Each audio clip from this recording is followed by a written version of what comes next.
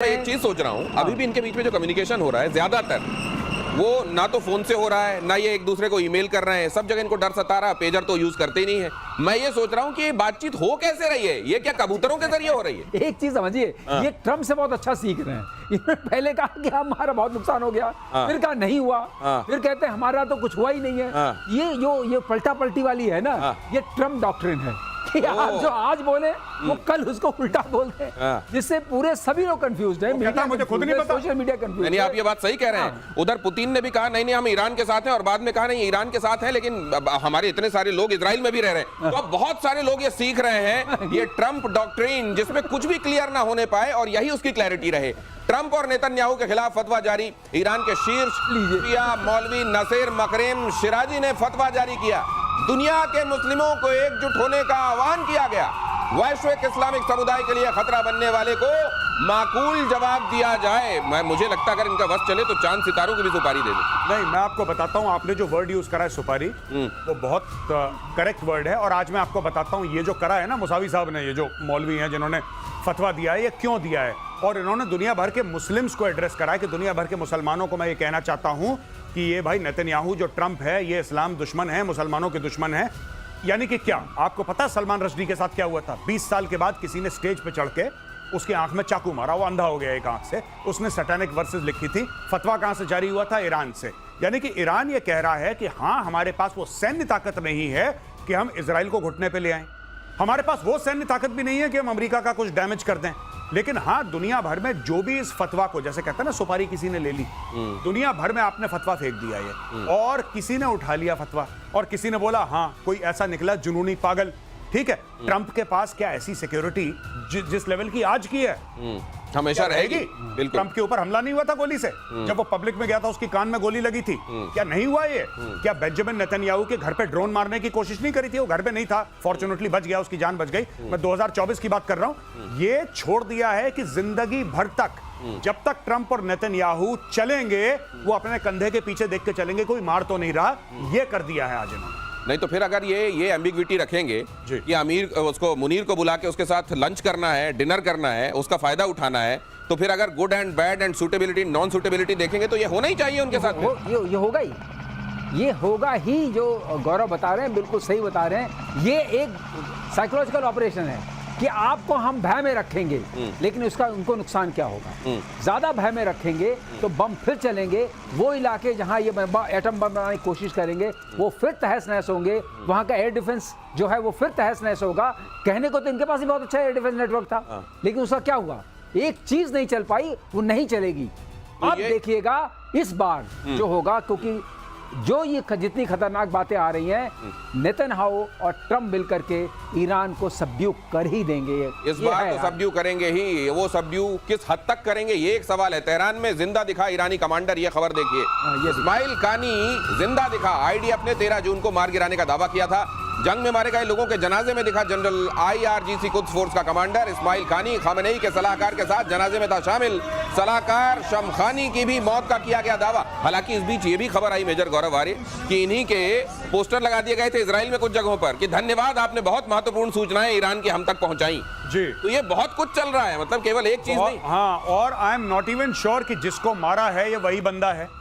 हाँ, इनके डुप्लीकेट भी हैं, और ईरान में ये सब होता है। इराक में भी होता था, सद्दाम हुसैन का डुप्लीकेट था, सद्दाम हुसैन के बेटों का डुप्लीकेट था। तो जो ऐसी रजीम होती हैं इनके होते हैं डुप्लीकेट। ऐसा सुनने में आया है कि पुतिन का भी एक बंदा है जो पुतिन जैसी शक्ल उसकी मिलती है, प्लास्टिक सर्जरी करके। पहले तो उसकी वैसी शक्ल मिलती थी, हाइट वाइट सब, बॉडी शेप, फेशियल फीचर्स, और प्लास्टिक सर्जरी करके पुतिन से मिलवाया गया उसी तरीके से। देखिए, ये बहुत बड़ा डिसेप्शन का गेम है, और जिस लेवल पे होता है शायद हम लोग समझ भी नहीं पाएंगे कितना बड़ा डिसेप्शन का गेम नहीं। लेकिन लोग यहाँ समझते हैं क्योंकि वो जानते हैं कई बार और है। अगली खबर देखिए, चीन ने दुनिया को अपना नया बॉम्ब दिखाया जिसे बेहद खतरनाक बताया जा रहा है। चीन के वैज्ञानिकों ने बनाया ब्लैकआउट बॉम्ब। नाम रखा ब्लैकआउट। दुश्मन सेना के इलेक्ट्रॉनिक सिस्टम के लिए काल। दुश्मन के इलाके में बिजली काट सकता है, इससे दुश्मन के कमांड कंट्रोल सिस्टम तबाह हो सकते हैं। ब्लैकआउट कर देता है बॉम्ब। तो ब्लैकआउट क्या करता है? इसके अंदर से कंडक्टिव फाइबर्स निकलते हैं। Conductive fibres, carbon fibre, carbon fibre बाल की तरह दिखेंगे। अच्छा, थोड़े 3-4 इंच के लंबे होते हैं। हाँ। इनका पूरा बादल नीचे आता है, बालों की वर्षा। बालों की वर्षा। हाँ। वो केमिकली कंडक्टिंग होते हैं, मतलब बिजली को चला बिजली, सकते हैं। हाँ। तो वो जाके आपके तारों पर, चालक होते आपके हैं। स्विचेस पर और सब स्टेशन पर बैठ जाएंगे, तो हर जगह शॉर्ट सर्किट हो जाएगा।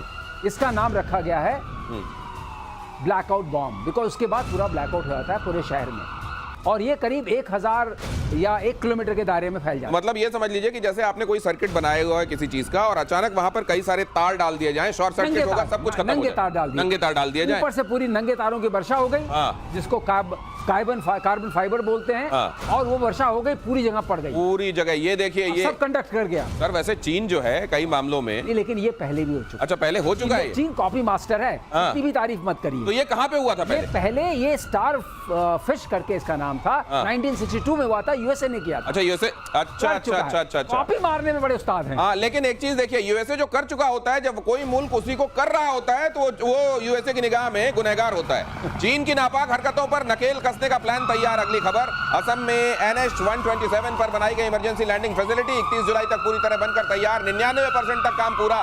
युद्ध के हालात में रफेल, तेजस, सुखोई 30 की लैंडिंग संभव। LAC से महज 200 किलोमीटर की दूरी पर है इमरजेंसी लैंडिंग फैसिलिटी। ऐसा नहीं कि जैसे पाकिस्तान में आप देख रहे हैं, नूर खान में अगर तिरपाल डल गया तो फिर वहां से कुछ टेक ऑफ लैंडिंग नहीं हो सकती। यहां तो हाईवे पे चाहिए, वहां उतार दो। यहाँ पाकिस्तान को आने में मेरे ख्याल से 3-4 जन्म लेने पड़ेंगे। नहीं बिल्कुल, पाकिस्तान में खैर एनीवे देखिए, वो Pakistan is divided into 2 countries actually, एक आर्मी और एक नॉन आर्मी है। बहरहाल कमिंग टू दिस पॉइंट, ये बहुत अच्छी बात है जैसा आप बता रहे हैं, 200 kilometre line of actual control से, यानी कि जो सो कॉल्ड बॉर्डर है, इट्स नॉट अ बॉर्डर इसलिए मैं सो कॉल्ड कह रहा हूं, वहां से आपने ऐसी लिटरली आपने नेशनल हाईवे नहीं बनाया, आपने एक लैंडिंग स्ट्रिप बना दी है। क्या उसके आसपास एयरफोर्स नहीं होगी? बिल्कुल होगी। उसके आसपास एयरफोर्स के रडार नहीं होंगे? बिल्कुल होंगे। रिफ्यूलिंग डम्प्स होंगे, हैंगर भी बनाएंगे, और सामने आपके एक्चुअली NH है। जब आपको सिविलियन ट्रैफिक बंद करना है, एयरफोर्स ने बंद कर दिया, वहां से आपका रनवे तैयार है। ये एक और बात सर बड़ी नोट बात करने इसमें वाली ये भी है कि डुअल पर्पस, इस पर अगर रफाल लैंड कर रहा है, इसका मतलब इसका LCN जो लोड क्लासिफिकेशन नंबर होता है, वो कम से कम 55 होगा। ये क्या मतलब हुआ? इसका मतलब यह कि जहां जब उतरता है तो उसका वेट होता है, और वेट होता है टायरों के ऊपर पड़ता है, और उससे वो जमीन धंस सकती है। मतलब क्वालिटी बहुत अच्छी होगी, आप ये कह रहे हैं। नीचे जो पूरी इट्स लाइक अ रनवे, मतलब बहुत सॉलिड होगा। वो 4.5 किलोमीटर का है। कुल मिलाकर ये एक्सप्रेसवे दिख जरूर रहा है, लेकिन ये ऑलमोस्ट एक रनवे की तरह होगा। भारत ने सलाल बगलियार डैम के गेट खोले, सुनिए अब बाढ़ में डुबाने की तैयारी। पाकिस्तान की तरफ चिनाब में पानी का प्रवाह बढ़ा, सिल्ट हटाने की प्रक्रिया के तहत खोले गए गेट। डैम के गेट खोलने से पाकिस्तान में हाहाकार, सिंधु समझौता निलंबित, भारत एक तरफा फैसला लेने के लिए स्वतंत्र। अब टायर ट्यूब वगैरह वहां पंचर अंचर बना के रेडी रख लिए गए होंगे। बिल्कुल, और बांध के फ्लोट करो, और बिल्कुल बहुत बढ़िया ग्राफिक्स है। पाकिस्तान पानी में डूब रहा है और हल्के से तैर भी रहा है, हल्का सा ऐसा लग रहा है कि थर्मोकोल का बना है पाकिस्तान। एनीवे, मैं ये कहना चाहता हूँ, बहुत बढ़िया चीज़ है। पहले प्यास से मारो और फिर पानी में डुबाओ, फिर प्यास से मारो, फिर पानी में डुबाओ। अब बारिश हो रही है, मॉनसून का महीना है, तो अब पाकिस्तान में भी बारिश हो रही है, वहां पे भी वाटर लेवल राइज हो रहे हैं। बिल्कुल करेक्ट समय है कि और पानी डालो, और जैसे ही मॉनसून खत्म हुई, सारा पानी रोक दो, डाइवर्ट कर दो। यही चलना चाहिए इनके साथ। अगली खबर भी देख लीजिए, भारत को घेरने के लिए चालबाज चीन की नई चाल, सार्क की जगह नए समूह को बनाने की तैयारी। चीन के कुनमिंग में 19 जून को ये बैठक हुई, पाकिस्तान और बांग्लादेश के प्रतिनिधि इसमें शामिल। इससे क्या हासिल होगा सर इसको? आज तक क्या हासिल, लेकिन कोशिश जारी रहेगी। कोशिश जारी रहेगी। सार्क बना लिया आपने, स्को बना लिया, सब बना लिया, क्या हासिल हुआ? कुछ नहीं हासिल होगा, क्योंकि जब तक इरादे आपके ठीक नहीं होंगे, हासिल कुछ नहीं होगा। और इरादों के साथ शक्ति भी चाहिए, शक्ति लाइए। न इरादा है न शक्ति है, चीजें ठीक कैसे हो? इंटेंट और पावर दोनों चाहिए। इंटेंट तो यह है कि SCO आतंकवाद के खिलाफ बनाया गया था, और वहां पे कह दिया जाता है वाह पाकिस्तान तो बहुत अच्छा है और वहां के आतंकवादी, अरे क्या कमाल है। ये है चाइना की सरपरस्ती में बने हुए संगठनों का अभी तक का हासिल। आज के लिए इतना ही। बहुत धन्यवाद सर प्रतिशोध में जुड़ने के लिए, बहुत शुक्रिया।